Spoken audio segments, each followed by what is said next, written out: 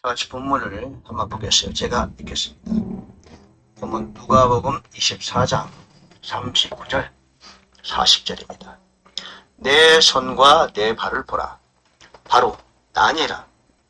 나를 만지고 또 보아라. 영은 살과 뼈가 없으리 너희는 보는 바와 같이 나는 있느니라 하시니라. 그분께서 이렇게 말씀하시고 그들에게 자기 손과 발을 보이시니라. 오늘 본문 말씀을 살피면서 부활절 설교로 대신하겠습니다. 그 제목은 부활 그 이후 그렇게 제목을 정했어요. 부활절 설교 2024년 부활절 설교 부활 그 이후. 여러분 본래 이 부활절이라는 것은 이 성경적인 어떤 그런 기본이 기초가 있다고 볼 수 없어요. 부활절, 성탄절, 감사절, 절기를 지키는 것은 사실 성경적이 아닙니다. 이것은 구약적인 발상에 의한 캐톨릭의 산물이죠. 캐톨릭은 언제부터인가 처음부터 그러진 않았죠. 구약적인 그런 발상에 의한 신약의 교회를 구약으로 되돌리는 그런 우를 범했어요. 갈라디아서는 우리에게 말하죠. 날과 달과 절기를 지키는 것은 옳지 않다 말합니다. 복음적이 아니죠. 부활절, 성탄절, 감사절, 절기를 지키는 그 자체가 발상 자체가 이제 율법적이고 구약적입니다. 예를 들면 우리가 주일을 성수합시다. 그것조차도 주일은 성수한다는 그 성경적 근거가 없습니다. 날과 달과 이런 걸 지키는 것은 옳지 않다. 그런 겁니다.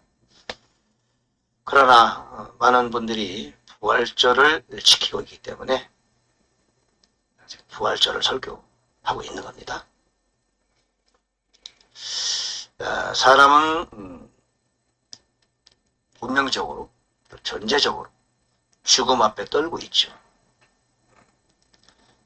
그러나 여러분 우리는 죽음을 두려워하지 않습니다. 예수께서 말씀하시기를 나는 부활이요 생명이다 라고 선언하신 예수 그리스도 그분이 계셨어요. 우리는 오늘 이 부활절이란 절기를 맞이해서 예수님의 부활을 말하기보다는 예수님의 부활과 나와 어떤 관계가 있느냐, 그것이 부활절의 의미가 되는 것입니다. 2000년 전에 부활하신 예수님을 기념하기 위해서 부활절이란 절기를 지키는 것은 그다지 좋은 발상이 아니에요.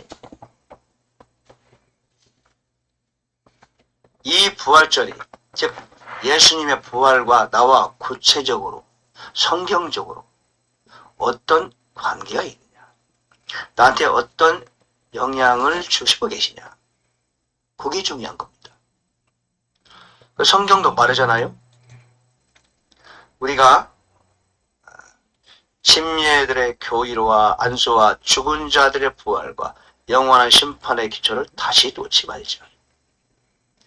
히브리서 5장 12절에 보니까 시간으로 보건대 너희가 마땅히 가르치는 자가 되었어야 할 터이나 하나님의 말씀들의 첫째 기본 원리들을 다시 남에게 가르침을 받아야 할 필요가 너희에게 있나니 너희가 단단한 음식이 아니라 젖을 필요로 하는 자가 되었도다. 첫째 기본 기초 원리를 초보라고 말했어요. 초보 원리. 젖을 사용하는 자마다 갓난아이므로 의의 말씀에 능숙하지 못하니라. 6장 1절에서는 그러므로 우리가 그리스도의 교리의 기초 원리들을 떠나 완전함으로 나아가자.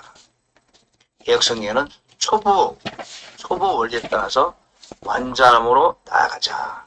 그리고 교리와 안수와 하나님을 향한 믿음과 회개와 죽은 자의 부활과 영원한 심포, 그런 기초를 다시 놓지 말자.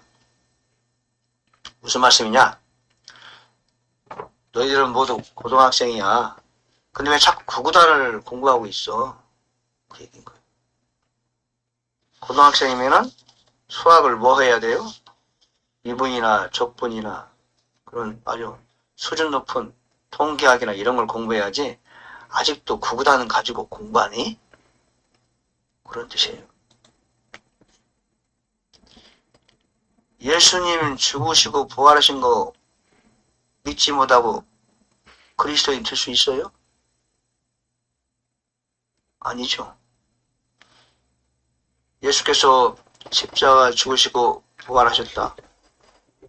그때 우리도 같이 부활했다. 이걸 믿지 못하면 신자가 아니에요. 근데 그런 신자들이 모여가지고 아직도 예수님 부활을 얘기하고 부활을 찬양하고 그래서 되겠어요? 완전함으로 나가야죠. 단단한 음식을 먹어야죠. 그렇죠?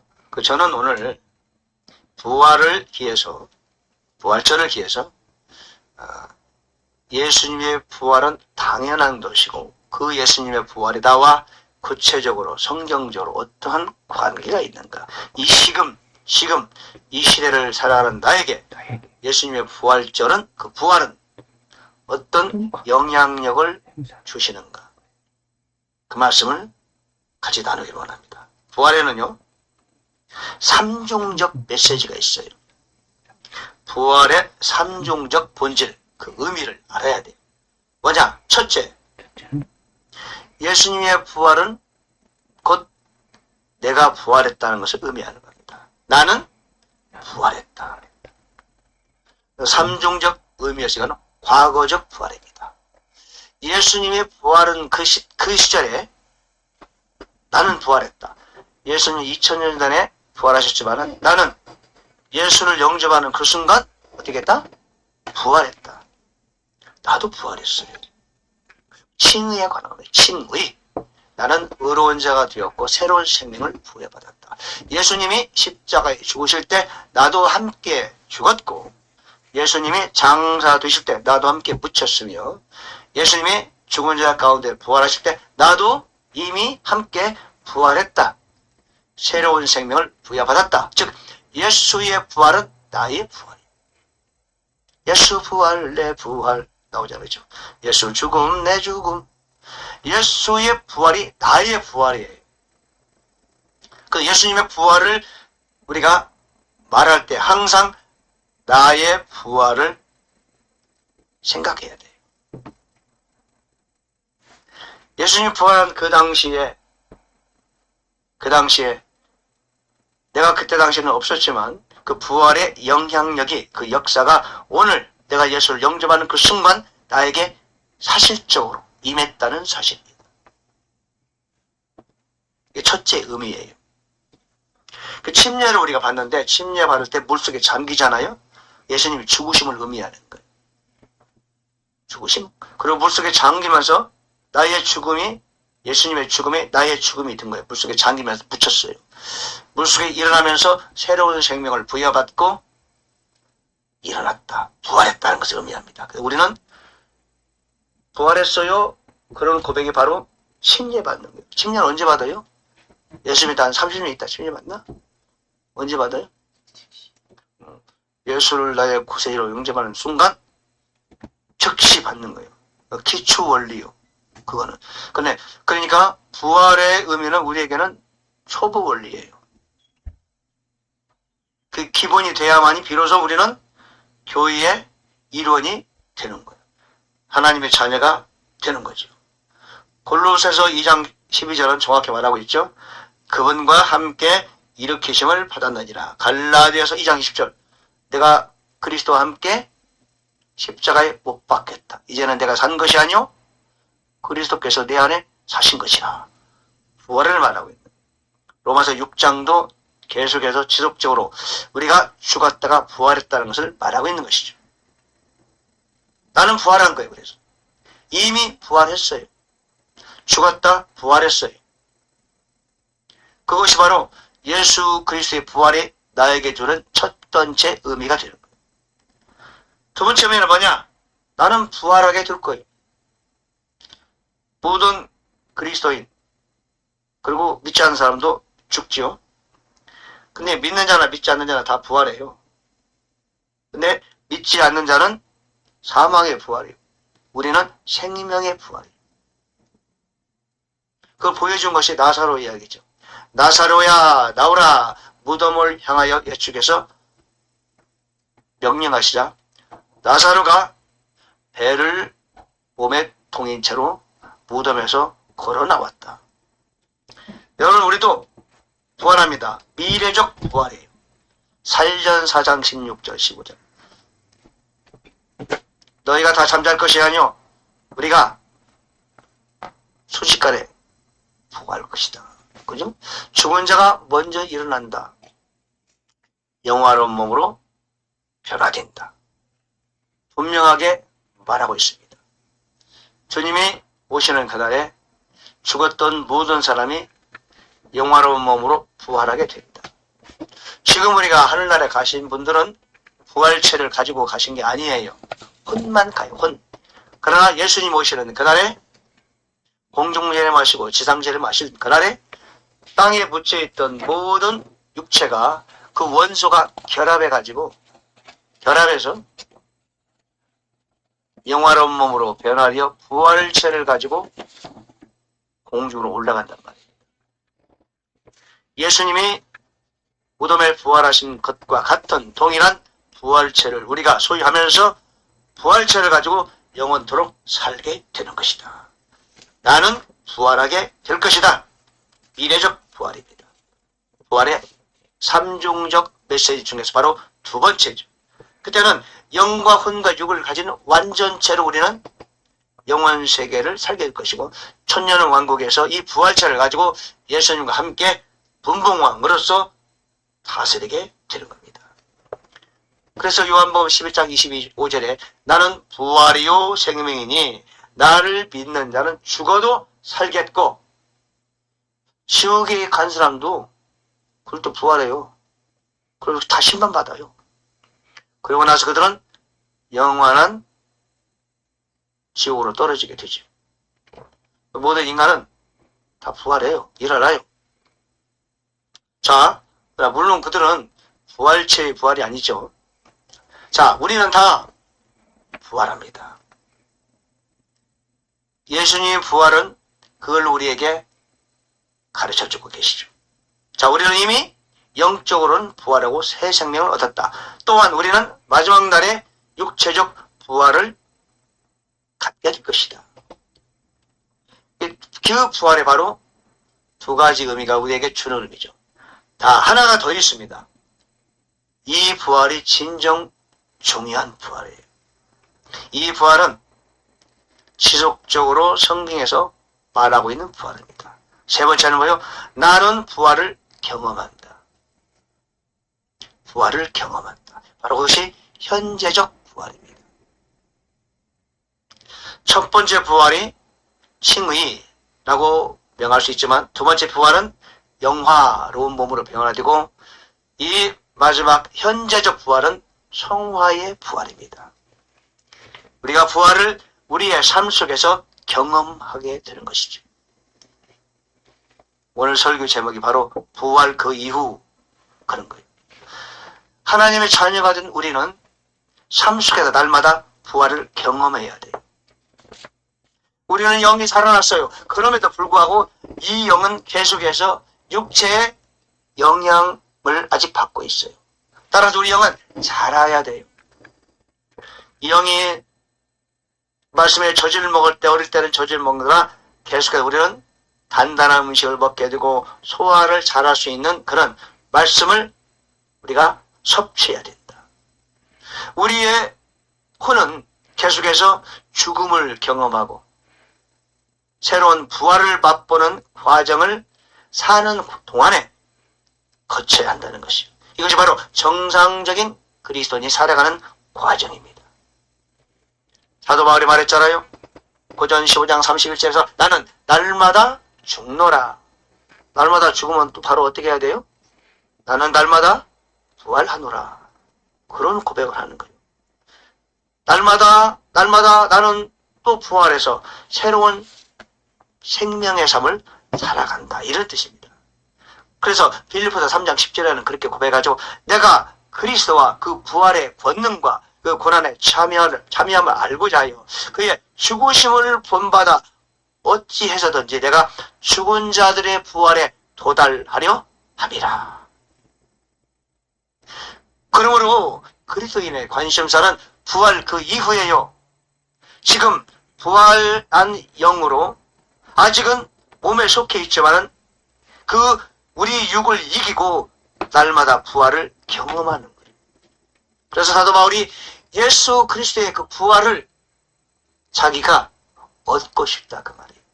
죽은 자의 부활에 진짜 부활체를 가지고 살아가는 사람처럼 그렇게 육신을 입고 있지만 동일하게 살고 싶다 이런 뜻이에요.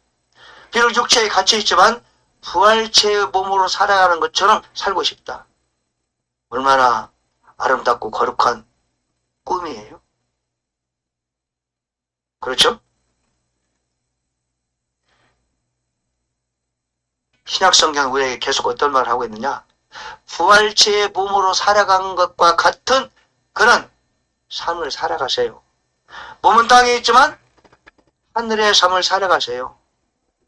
하늘의 삶 뭐요? 부활체로 살아가는 그런 삶.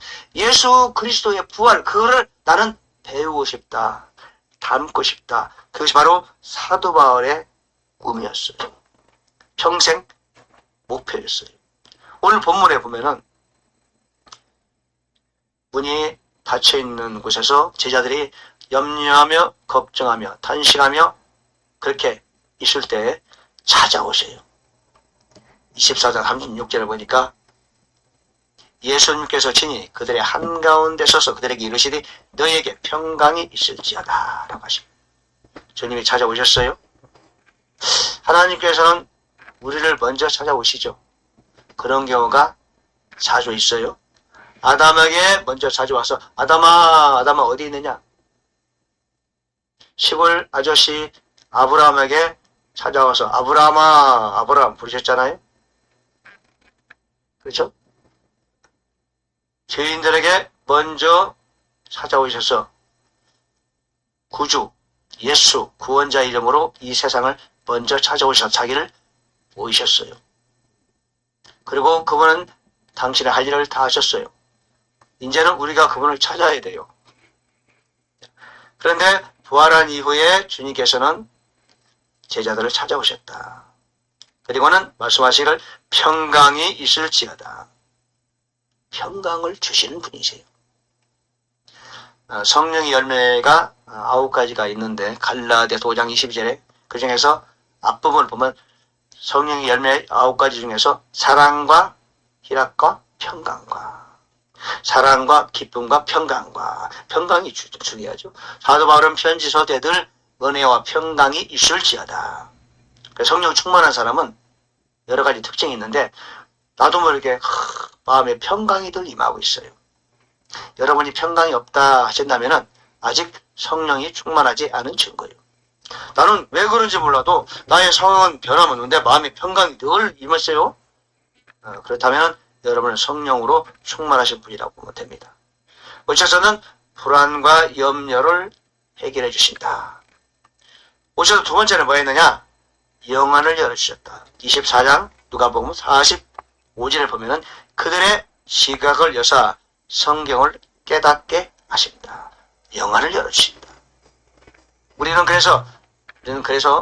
우리는 믿음으로 사는 사람은 시각을 열어야 되고 영안을 열어야 돼요. 세 종류의 눈이 있다는 잘 아시죠? 육체가 갖고 있는 육안, 지식으로 아는 지안, 영안이 열리는 영안. 믿는 자는 말이죠.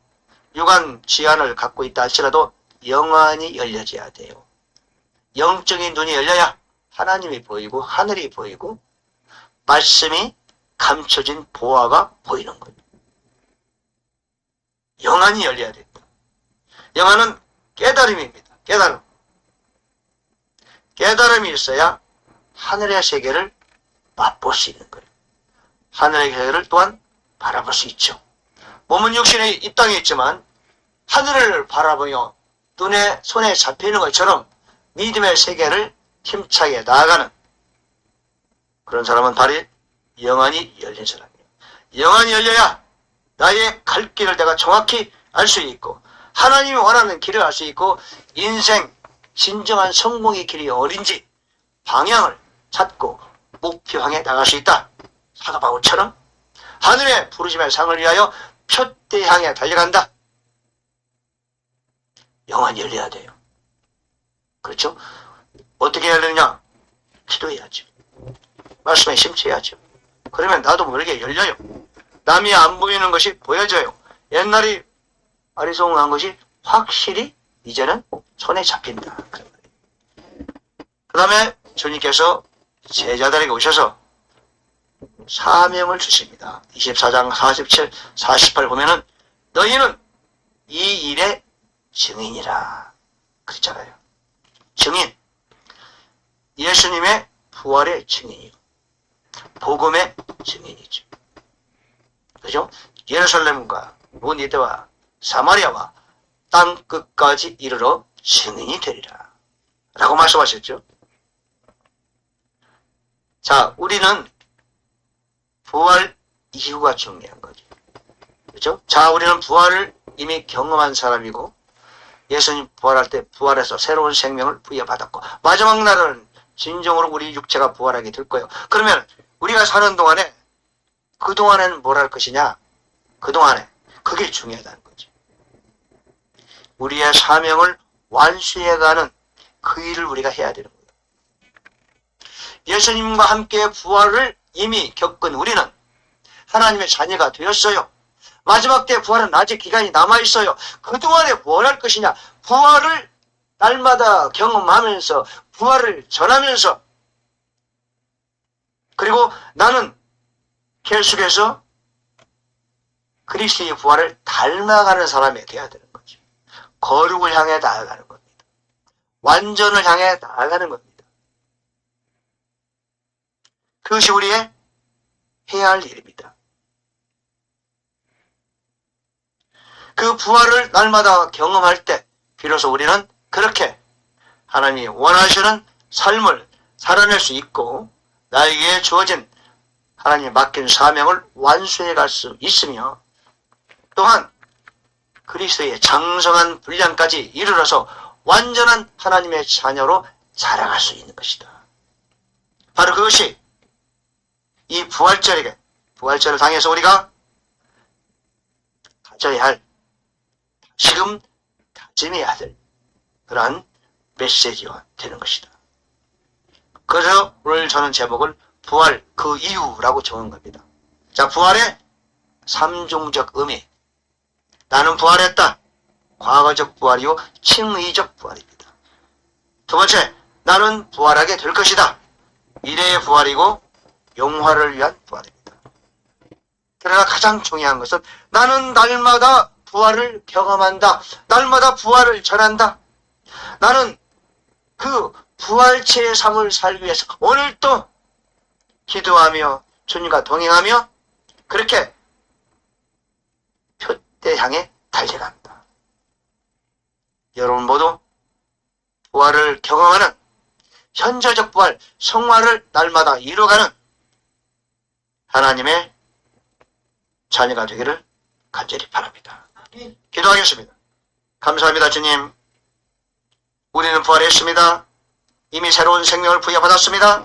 그리고 마지막 때 우리는 그야말로 영화로운 몸으로 부활하게 될 것입니다. 그러나 주님, 그것이 전부가 아닙니다. 우리는 마지막 날이 오는 그때까지 여전히 날마다 부활을 경험하며 예수 그리스도의 부활을 닮아가며